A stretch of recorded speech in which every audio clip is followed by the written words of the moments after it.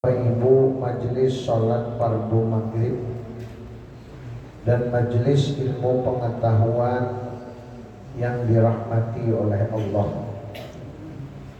Kembali kita sama-sama panjatkan puji syukur kehadirat Allah, karena pada saat ini kita sedang melakukan ibadah kepada Allah.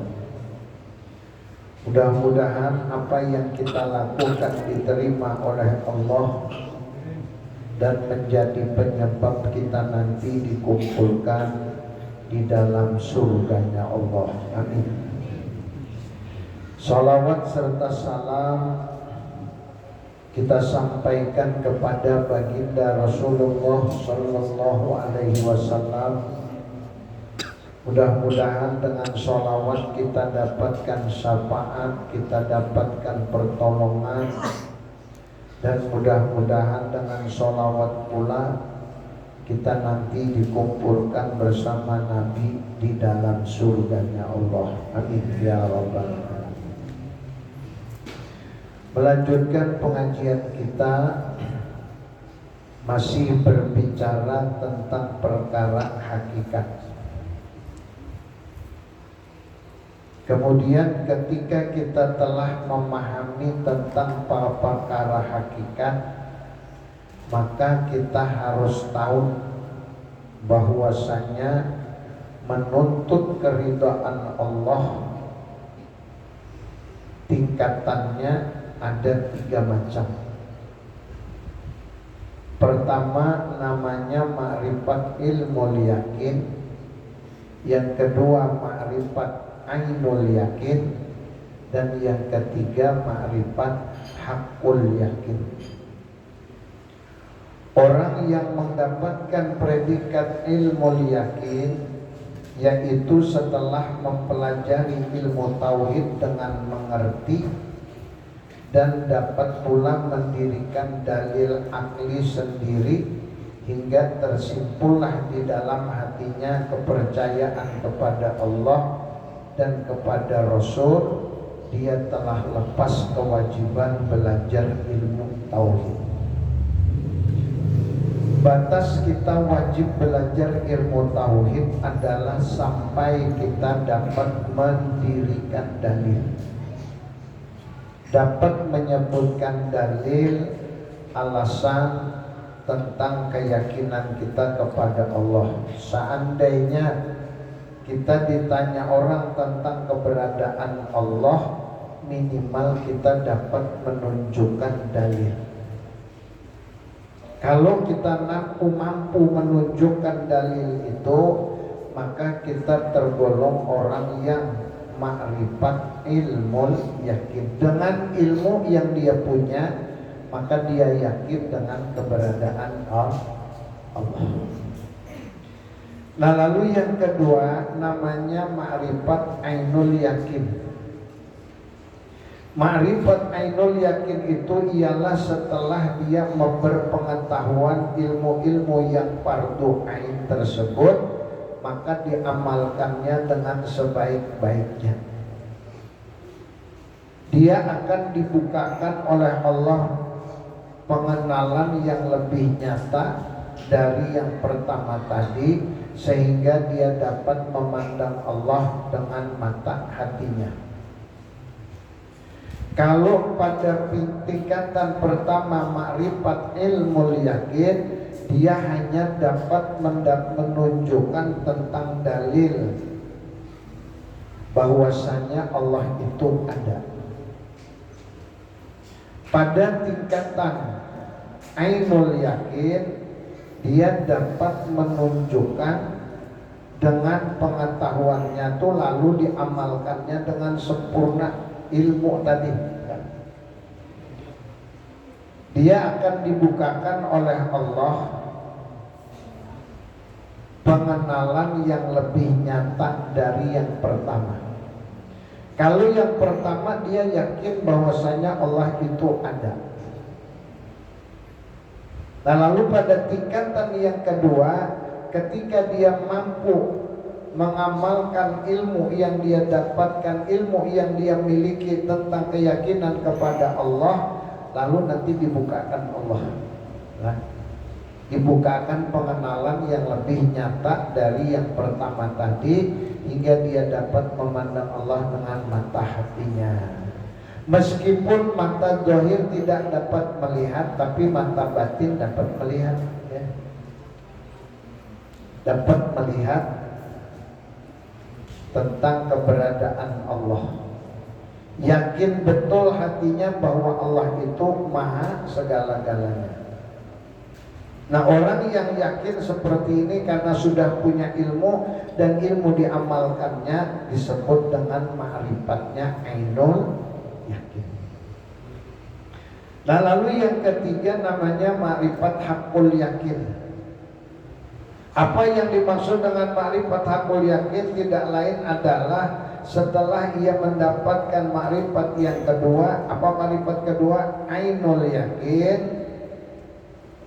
Dan telah melekat di dalam pandangan hatinya wujud yang sebenar-benarnya, maka pengenalan yang nomor 2 dan 3 ini tidak menyalahi daripada ilmu yakin tadi, tetapi keduanya ini adalah hasil daripada pengenalan yang pertama, dan yang keduanya itu tidak didapat daripada guru dan tidak mungkin pula dipelajari oleh seorang terhadap gurunya. Orang yang sampai pada peringkat atau tingkatan ma'rifat hakul yakin, ini sudah ada lagi goyahnya. Dia bisa melakukan sesuatu yang menyalahi adat di luar nalar, tetapi dengan keyakinannya, sehingga apa yang dia inginkan itu terjadi. Nah, ini sampai tingkatan hakul yakin.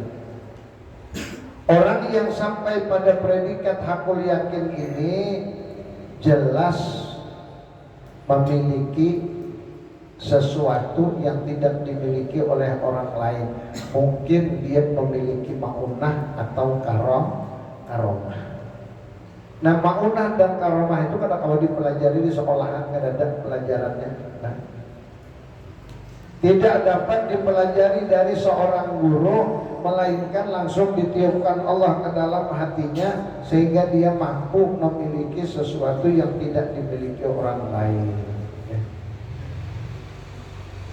Kemudian pertanyaannya, bagaimana supaya kita bisa sampai pada peringkat hakul yakin? Setelah apa? Tekuni dulu yang 2. Ilmu yakin, ainul yakin. Berisi ilmu yakin tentang Allah dan Rasul, lalu ilmu ini diamalkannya. Ilmu yang dia miliki itu diamalkannya dengan baik dan sempurna, sebaik-baiknya. Dia amalkan sebaik-baiknya sesuai dengan ilmu yang ada. Lalu Allah akan bukakan pengenalan yang lebih nyata dari yang pertama, sehingga dia dapat memandang Allah dengan mata hatinya. Belum beri contoh, namun kita ini mengatakan Allah, bicara tentang bentuk Allah tuh tidak bisa kita bicarakan, Pak. Tidak bisa. Karena Allah itu laisa kamitslihi syai'un. Tidak ada bentuk, tidak ada contoh, tidak ada tamsil, tidak ada ibarat. Karena laisa kamitslihi syai'un. Namun setidak-tidaknya kita harus yakin bahwasanya Allah maha segala-galanya. Tanpa izin Allah, maka tidak akan terjadi apapun. Tidak akan terjadi apapun apabila Allah tidak menginginkan. Tapi kalau Allah menginginkan, pasti terjadi. Nah, kemudian sebelum sampai pada predikat hakul yakin, kita berupaya dulu menyempurnakan ilmu yakinnya. Ya. Bagaimana bisa yakin dengan Allah kalau ilmunya tidak ada? Berat, Pak. Nah, berat. Sering terjadi orang itu ragu-ragu Karena kada yakin, ragu-ragu, akhirnya bahaya. Ya. Tapi kalau yakin, kerjakan, insya Allah tidak akan mendatangkan bahaya. Cuman kalau sudah ragu-ragu lebih baik bahaya. Nah, kalau kita yakin bahwa apa yang kita kerjakan ini benar, apapun rintangannya lanjut terus. Nanti Allah akan tolong, Allah akan bantu dengan cara yang kita tidak pernah mengerti, kita tidak pernah tahu. Akhirnya kerjaan yang kita inginkan bisa selesai dengan baik atas pertolongan Allah. Nah, jadi orang-orang yang mendapatkan predikat ainul yakin inilah orang-orang yang alim, yang berpengetahuan, lalu diamalkan sebaik-baiknya. Mengamalkan amalia tentang ilmu yang sudah dia dapat bukan sembarangan, Pak. Bukan asal terjadi atau terlaksana. Jangan, Pak. Harus ada upaya untuk meningkatkan ibadah yang kita punya, yang kita lakukan, supaya nilainya bisa sempurna. Ya. Bagaimana cara kita mengetahui kesempurnaan sholat kita, diterima atau tidaknya sholat kita? Pandang hati. Lalu kita cerna dengan akal. Kira-kira hati kita ini mengingat Allah atau mengingat yang lain? Kalau dia masih mengingat yang lain, berarti dia belum paham tentang tauhid, belum paham. Orang yang sudah paham tentang tauhid, bahwasanya Allah itu maha segala-galanya, tidak mungkin dia sembarangan melakukan perbuatan ibadah kecuali dia benar-benar serapi mungkin. Jaga pakaian yang paling bagus, jaga sejadah, usahakan bagus juga. Ya. Sebab apabila bertentangan di mata Allah dan Rasul, tidak akan mendapatkan pahala, tidak akan mendatangkan kebaikan, justru mendatangkan dosa.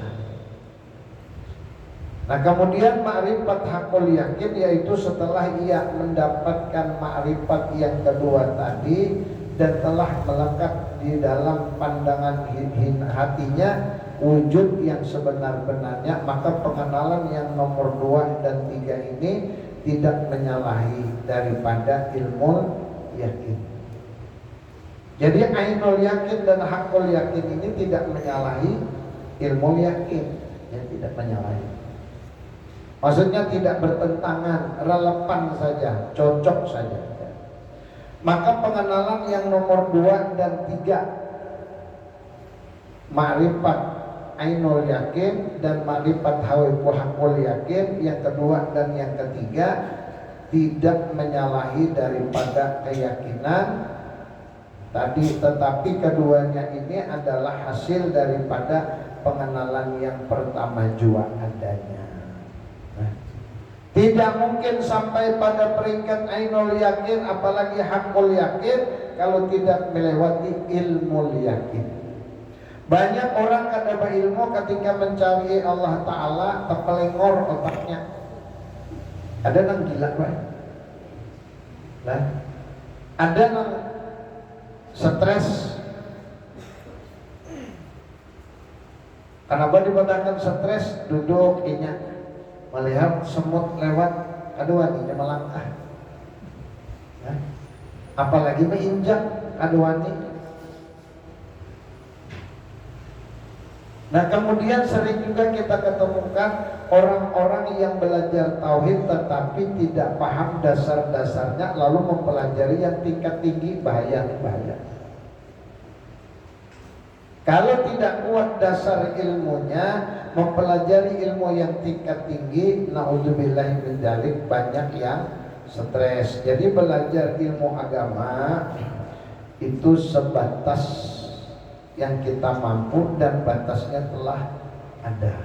Belajar tauhid sampai paham tentang syarat rukun belajar tentang tauhid, belajar tentang sifat wajib bagi Allah, mustahil dan harus bagi Allah, harus bujur-bujur paham.